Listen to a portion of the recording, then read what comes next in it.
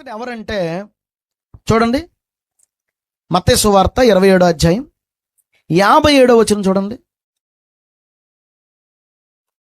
యేసు శిష్యుడుగా ఉన్న అరిమతయి యోసేపు.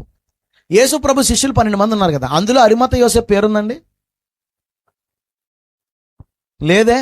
మరి ఇతను ఎవరో చెప్పనా?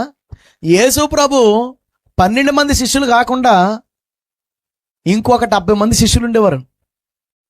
70 ఇంకా ఎక్కువ మంది శిష్యులు ఉండేవారు. కానీ వీళ్ళందరూ తర్వాత కాలంలో యేసు ప్రభుని వదిలేసిపోయారు. చివరిదాకా నిలబడిన వాళ్ళు ఎవరంటే 12 మంది, అందులో ఒకటి మళ్ళీ లాస్ట్లో హ్యాండ్ ఇచ్చాడు కదా. మరి మిగిలిన వాళ్ళందరూ ఎవరంటే నాగల తట్టు మీద చెయ్యి పెట్టి వెనక తట్టు చూసేవాడు ఎవడో నాకు పాత్రుడు కాడంటే కొంతమంది పోయారు. మృతులు తమ మృతులు పాతి పెట్టుకుంటారు, నాకంటే తల్లిని తండ్రిని పిల్లల్ని ఎక్కువ ప్రేమించొద్దు అంటే కొంతమంది పోయారు. ఎందుకంటే ఈ రోజుల్లో ఏంటనుకుంటున్నారు, దేవుడి కంటే తల్లిని తండ్రిని అన్నదమ్ముల్ని అక్క చెల్లెల్ని పిల్లల్ని ఆస్తుల్ని ఎక్కువ ప్రేమించేవారు ఉన్నారు. వాళ్ళు దేవుని దృష్టిలో శిష్యులు కాదు. మనం ఏమనుకుంటే వాళ్ళు దేవుని శిష్యులని వాళ్ళు అనుకుంటారు, మేము దేవుని పిల్లలం, దేవుని శిష్యులం, దేవుని బిడ్డలం అని. కానీ నువ్వు యేసు ప్రభు కంటే, నీ కుటుంబానికి యేసు ప్రభు కంటే, నీ పిల్లలకి యేసు ప్రభు కంటే, నీ భర్తకి యేసు ప్రభు కంటే, నీ భార్యకి నీ యొక్క తల్లిదండ్రులకి విలువ ఎక్కువ ఇచ్చేస్తున్నావు అనుకో, వాళ్ళకి ఎక్కువ విలువ ఇస్తున్నావు అనుకో, దేవుని పక్కన పెట్టేస్తున్నావు అనుకో, దేవుడి కంటే ఎక్కువగా వాళ్ళ మీదే నీకు ప్రేమ ఉప్పొంగిపోతుంది అనుకో, ప్రభు ఏమంటాడంటే నువ్వు నాకు శిష్యుడు కాదు నాన్న, నువ్వు నాకు పాత్రుడు కాదంటాడు. నువ్వు నాకు పాత్రుడు కాదన్నప్పుడు నిన్ను తీసుకెళ్తాడు పరలోకం? పాపం తెలిసి తెలియకుండా నీ కుటుంబీకులను తీసుకెళ్తారు, కానీ నేను తీసుకెళ్ళడు. ఎందుకు తీసుకెళ్ళడంటే నువ్వు దేవుని కంటే వారిని ఎక్కువ ప్రేమిస్తున్నావు కాబట్టి. దేవునికి సంబంధించిన విషయాల కంటే నీకు వాళ్ళకి సంబంధించిన విషయాల మీద దృష్టి ఎక్కువ ఉంది కాబట్టి. మనం దేవుని కంటే దేన్నైతే ఎక్కువగా ప్రేమిస్తామో అదే మనకి శ్రమను తెచ్చిపెడుతుంది. తెలుసా మీకు? అది సంపాదనైనా లేదా ఈ లోక సంబంధమైనటువంటి బంధమైనా కానీ దేవుడు ఎప్పుడు మనల్ని హర్ట్ చేయడు. కానీ మన భార్య భర్త మన పిల్లలు తల్లిదండ్రులు మనం ఖచ్చితంగా హర్ట్ చేస్తారు, గాయపరుస్తారు. మరి ఇప్పుడు ఎవరిని ఎక్కువ ప్రేమించాలి చెప్పండి? మనం ఎన్నిసార్లు బాధ పెట్టినా తిరిగి బాధ పెట్టినోడు, మనం ప్రేమించినా ప్రేమించకపోయినా ప్రేమించేవాడు, మనల్ని అన్ని వేళలా అర్థం చేసుకునేవాడు, మనం నానానగానే పలికేవాడిని ఎక్కువ ప్రేమిస్తామా? లేకపోతే మన వల్ల ఏదో లాభం పొందుకున్నారు కాబట్టి మనల్ని ప్రేమించేవారిని ప్రేమిస్తామా? చెప్పండి. అందరినీ ప్రేమించమన్నాడు ప్రభు, కానీ మొట్టమొదటిగా ప్రభువునే ఎక్కువ ప్రేమించాలి, అప్పుడే మనం శిష్యులు అవుతాం. అలా కొన్ని ఆజ్ఞల్లో కొంతమంది వెనక్కి వెళ్ళిపోయారు, కొంతమంది సైలెంట్ అయిపోయారు. అలా సైలెంట్ అయిపోయిన శిష్యుల్లో ఒకడే ఈ అరిమతయి యోసేపు. కానీ ఇప్పుడు మాత్రం సైలెంట్ అవ్వలేదు. ఎందుకంటే అప్పటికి జరిగిన సందర్భం చెప్తాను. యేసు ప్రభు వారిని తోమా పట్టించాడు. యేసు ప్రభు వారు తనను తాను అప్పగించుకున్నారు. యెరూషలేము వీధుల్లో నడిపించారు, భయంకరంగా కొట్టారు, సిలువకి వేలాడదీశారు, చంపేశారు. చనిపోయిన తర్వాత సాధారణంగా ఈ సిలువ మీద చచ్చిపోయిన ఆ డెడ్ బాడీలకి, ఆ దేహాలకి ఇచ్చే విలువ ఏంటో చెప్పంటారా? ఆకాశ పక్షులకి ఆహారంగానో లేదంటే భూజంతువులకి ఆహారంగానో పడేయడమే. వాళ్ళని తీసుకెళ్ళి భద్రంగా ఎవడో సమాధిలో గౌరవప్రదంగా సమాధి చేయరు, లేదా ఏదో చెత్తను తగలేసినట్టు తగలెట్టడమో లేదా ఎక్కడైనా పాడేయడమో చేస్తారు. ఇప్పుడు యేసుప్రభు దేహం కూడా ఏంటి పరిస్థితి? అదే పరిస్థితి. ఇప్పుడు యేసుప్రభు దేహాన్ని ఏం చేస్తారు? రోమన్ సైనికులు తీసుకెళ్ళి అయితే ఎక్కడైనా కాల్ చేయడమో లేదంటే ఎక్కడైనా పూడ్చి చేయడమో చేస్తారు, అంతే తప్ప గౌరవప్రదంగా ఒక సమాధిలో ఎవరైనా పెడతారా? పెట్టరు. అరిమతయి యోసేపు అలాంటి టైంలో బయటకు వచ్చాడు. అలాంటి టైంలో అరిమతయి యోసేపు అనే పూర్వ శిష్యుడు, సైలెంట్ అయిపోయిన శిష్యుడు, ఇప్పుడు సైలెంట్గా ఉండక ఏం చేశాడు తెలుసా? వచ్చాడు పిలాతు దగ్గరికి వచ్చి యేసు ప్రభు దేహం నాకు కావాలి అని అడిగాడు. యేసు ప్రభు అంటే ఎంతమందికి ఆ రోజుల్లో మంటుందో, ఎంతమందికి వ్యతిరేకమో.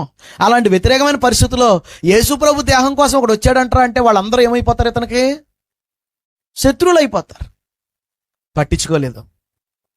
యేసు ప్రభు దేహాన్ని అడిగితే ఈ పిలాతు ఏమంటాడో అని భయపడలేదు, పట్టించుకోలేదు. భయం ఉన్నా లేకపోతే ఒకవేళ ప్రమాదం ఉన్నా తెగించి ముందుకొచ్చి నాకు యేసు ప్రభు దేహం కావాలి అని అడిగాడు. చూడండి, ఆ సందర్భం చదువుదాం.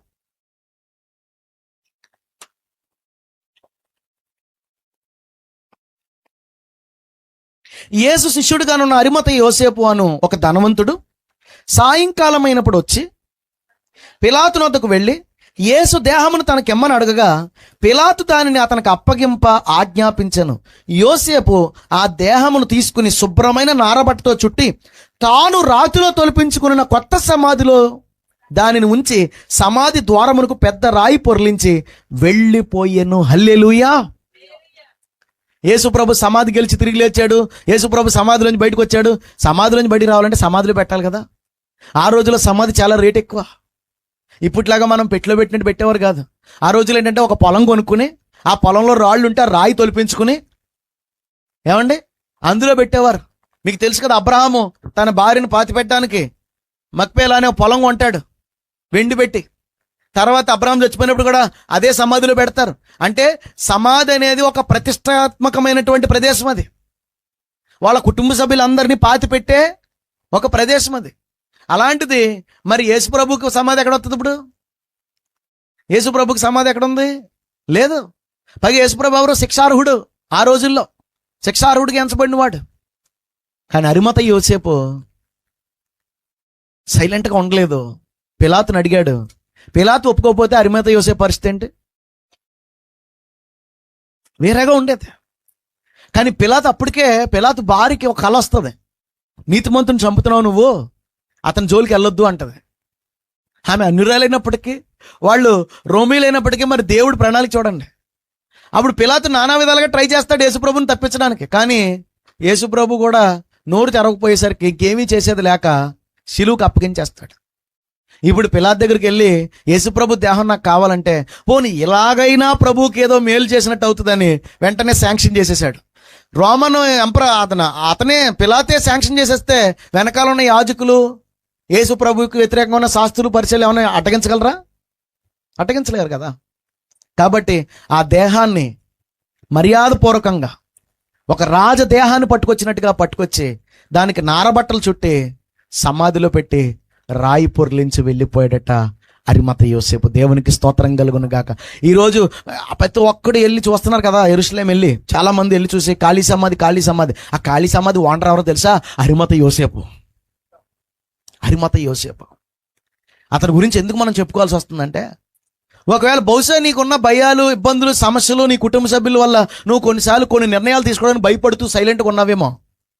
కానీ నువ్వు నిలబడాల్సిన ఒక సందర్భం వస్తుంది, నువ్వు నిలబడాల్సిన ఒక టైం వస్తుంది. ఆ టైంలో మాత్రం అది ఎంత రిస్క్ అయినా, ఎంత ఇబ్బంది అయినా నువ్వు నిలబడితే కనుక నీ పేరు చరిత్రలో నిలిచిపోతుంది. హల్లెలూయా. నీ పేరు చరిత్రలో నిలిచిపోతుంది. అరిమత యోసేపు పేరు ఈరోజు చెప్పుకుంటున్నాం. యేసుప్రభు దేహం పెట్టబడిన ఆ సమాధి ఎవరిదరా అంటే తాను తొలిపించుకున్న సమాధట. పాత నిబంధనలో మాట రాయబడి ఉంటుంది, ధనవంతుడి సమాధిలో ఆయన పెడతారని. ఎక్కడ పెడతారంట? ధనవంతుడి సమాధులు పెడతారంట. ఈ అరిమత యోసేపు ఎవరో తెలిసి ధనవంతుడు. బహుశా ధనవంతుడు కాబట్టి యేసుప్రభుని వెంబడించడానికి ఇబ్బంది పడ్డాడేమో. కానీ యేసుప్రభు చనిపోయిన తర్వాత మాత్రం అతడు యేసుప్రభుని విడిచిపెట్టలేదు. ఆ దేహాన్ని తీసుకొచ్చి తన కోసం తొలిపించుకున్న సమాధిలో యేసుప్రభు దేహాన్ని పెట్టాడు. ఈ రోజుకి అతని స్వాస్థ్యము కొనియాడబడుతుంది. హల్లెలూయా.